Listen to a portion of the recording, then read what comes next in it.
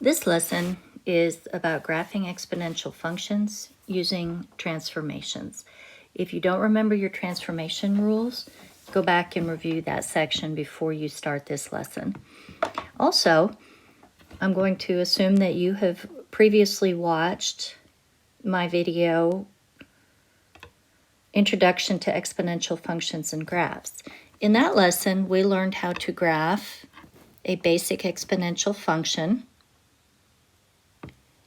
Let's say we had f of x equals 5 to the x power. And we learned how to graph that using a method that allows us to plot 3 points and then use our knowledge of what exponential functions look like. So if we were to plot the values x equals -1, x equals 0, and x equals 1, we see that f of -1 is 5 to the -1 power, which is 1/5.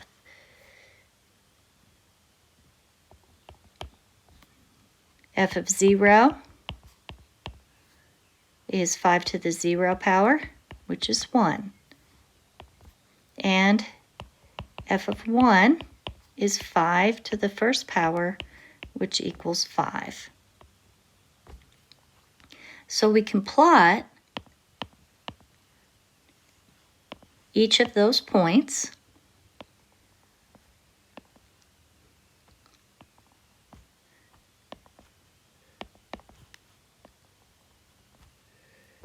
and we know what an exponential graph looks like, and we also know that an exponential graph, a basic non-transformed exponential graph, is going to have a horizontal asymptote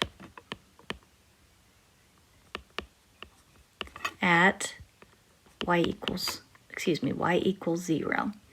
So we have our horizontal asymptote right here. We have our 3 ordered pairs that we plotted, and we know our basic shape. So from there we can go ahead and draw our curve.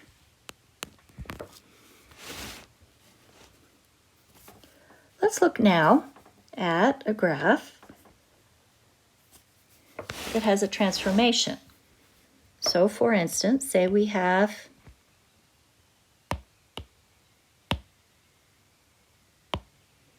g of x is equal to 5 to the -x plus 1. The first thing we need to do here, if we were going to graph this, is we would need to graph the basic function. The basic function is going to be the base to the x power. In this case, our base is 5, so our basic function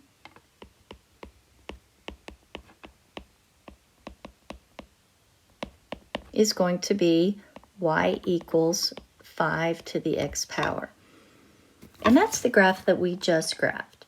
So we would use our methods that we used to graph a basic function, a basic exponential function, plotting those 3 points, writing the asymptote, and then drawing the curve. So that would be our first step. Our second step is going to be to identify my transformations. So I'd like you to go ahead, pause the video if you'd like, and list the transformations on g of x.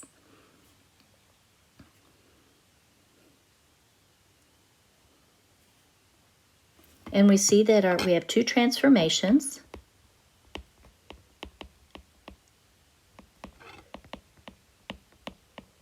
We have a negative inside the function because it's within the exponent. And remember that a negative inside the function is a reflection over the y-axis. So it's going to reflect from left to right over the y-axis because it's a change in x, and going from left to right is in the x direction. We also have the plus 1, and that is outside of the function, so that is going to be up 1 in the y direction. So our first step would be to graph our basic function, which we've already done here. And now we can do those two steps. I'm going to do the transformation over the y-axis first. So this is our y-axis. So that means that our points over here on the right will come over here to the left, and the points over here on the left will come to the right.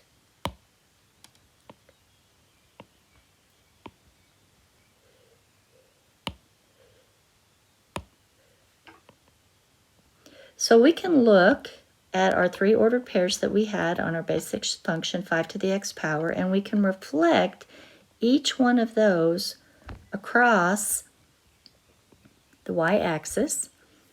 That's 1/5.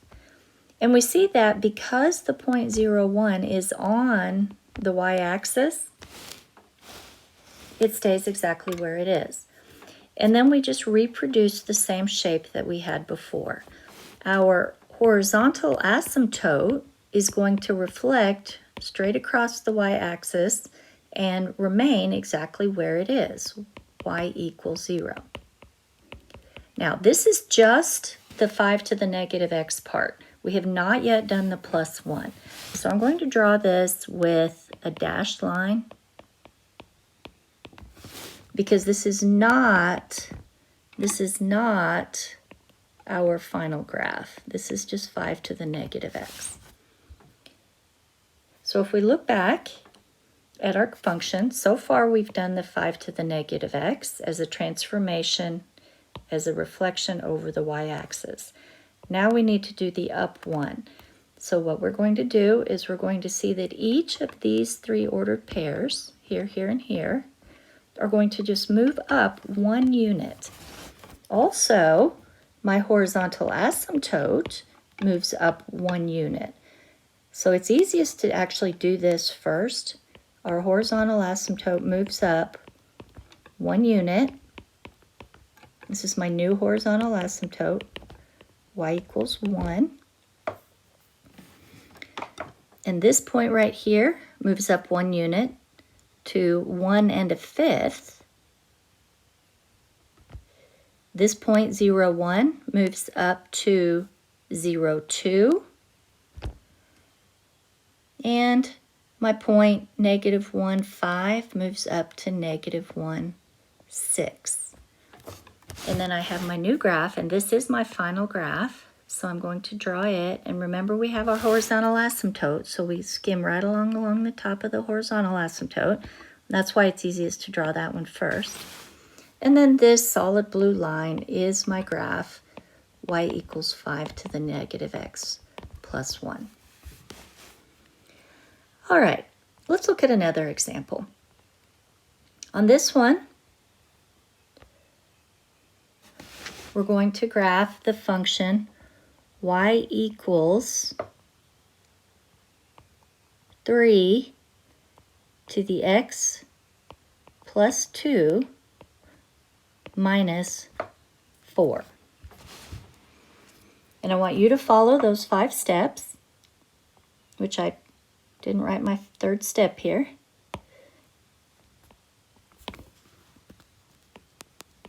Graph the given function by moving points.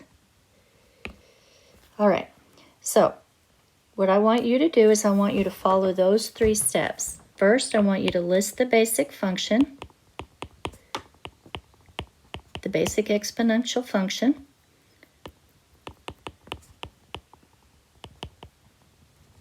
I want you to graph that using that method I showed you with the 3 points and the horizontal asymptote and then drawing the known shape. Then second, I want you to list your transformations.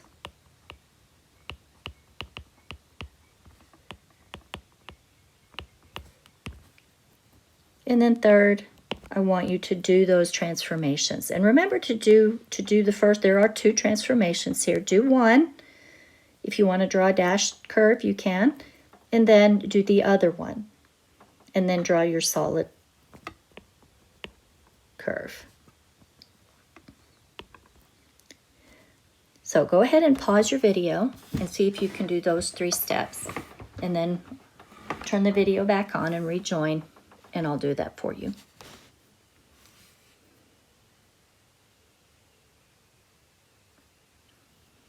Okay, our basic function is going to be y equals, and because our base here is 3, it's going to be 3 to the x power. So I'm going to have my 3 ordered pairs.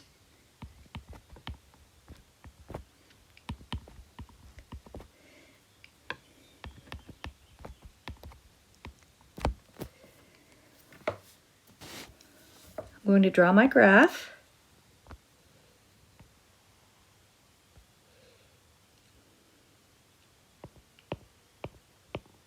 By plotting those 3 ordered pairs. 0, 1, 1, 3, and -1, 1/3. And I'm going to draw my horizontal asymptote here. And remember, this is of my basic function, y equals 3 to the x. And that horizontal asymptote is at y equals 0. And then I can draw my curve based on my knowledge of what an exponential function looks like. So just like we know that a linear function is a straight line and that a quadratic function is a parabola, now we know that an exponential function has this curved shape. So you need to memorize that. All right, so we have done our basic function. Now we're going to list our transformations. And if we look at the +2, we see that that is going to be left 2 because it is a +2 inside the function.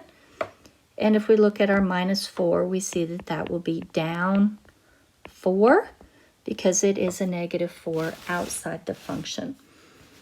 And I'm going to do the left 2 first. And I'm going to go ahead and do that one in red, so it's easier for us to see the different steps. So I take each of these ordered pairs on my graph, my 3 original ordered pairs, and I move each one to the left 2 units. So this one becomes -3, 1/3. This one becomes -2, 1, and this one becomes -1, 3. And then my horizontal asymptote is just going to slide along to the left, right along itself, and our new horizontal asymptote is still y equals 0. So my curve, and again, I'm going to draw this with a dashed line because this is not my final answer. My curve is going to look something like that. So that is my transformation left 2. Now let's look at the transformation down 4. We take each of these 3 ordered pairs, and again, it's going to be easier if we move our horizontal asymptote first. So we were at y equals 0. It shifted down 4 units. So my new horizontal asymptote is here at y equals -4. And then each of these red dots here, after I did my left 2 transformation, each of those will shift down 4 units. So this one will come down 1, 2, 3, 4. This one will come down 4 units, 1, 2, 3, 4. And then this one will come down 4 units to right here, 1/3 above the horizontal asymptote, which is why it's easier to see them. Now, I did this by shifting each point left 2 and down 4. You could have done down 4 and left 2 and you would have ended up with the same place, the same graph. If you look at where the points are in relationship to the horizontal asymptote, notice that this point is 1/3 of a unit up off of that. This one is 1 unit up off of the horizontal asymptote, and this one is 3 units up off of the horizontal asymptote, which is the same shape that we had on our original graph. And then we can just draw our curve. And again, these 3 points are not enough information to graph our graph. But if we know what our exponential shape is, we can create our exponential curve, and we have graphed our original function y equals 3 to the x plus 2 minus 4.